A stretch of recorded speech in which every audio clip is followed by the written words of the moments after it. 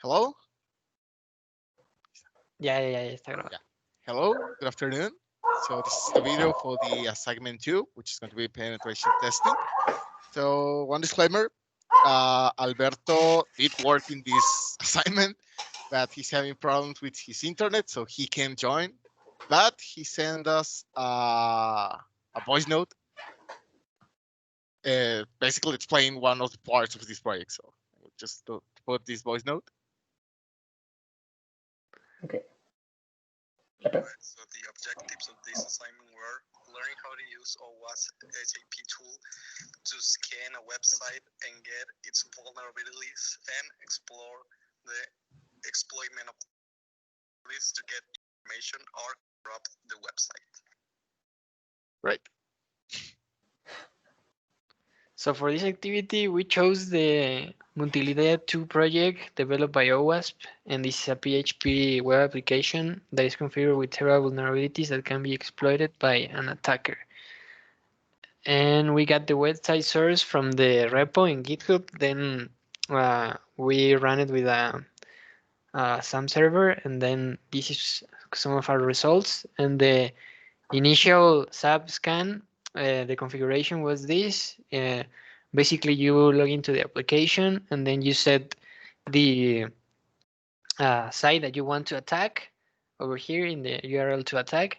And then we got these vulnerabilities, and now we're going to explain some of the vulnerabilities that we found and how we exploited them. So basically one of the vulnerabilities was the SQL injections. First, we start with a simple injection, which was basically to see if we can retrieve at least one of the users. So that was the first SQL injection that we did. And the next injection was more important. So the next injection was so we can retrieve. Could you go down? Yeah, thanks. So the next injection was, so the idea with this injection was to get all of the users' passwords and blah, blah, blah, blah. And as you can see, we did it. Well, the second injection was a shell injection with reverse TCP backdoor connection purposes. So we went to this window that the web application set up to get a DNS lookup on any IP address. So please go down a little bit, Lepe.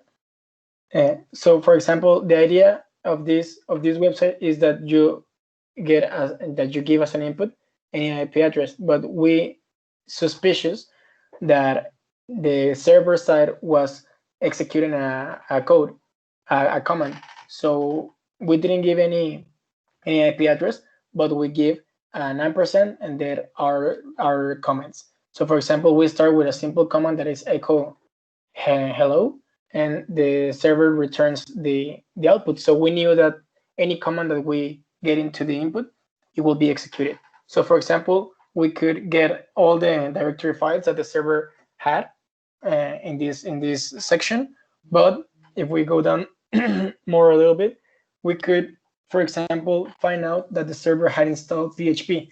So this is like very important, because if we know that the server has installed PHP, we could, for example, just with the PHP command, establish a reverse TCP connection to any remote host, and we could execute our malicious commands infinitely, like getting a session on the server.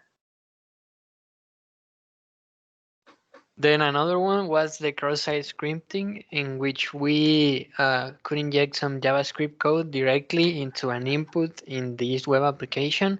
The code injected was script alert hello, and but any code could be injected inside of this input. And what we got there was that every time we went in this specific part of the application, it will constantly throw us this alert, because it is a constant cross-site scripting, and we always would get the hello alert message. And well, that was basically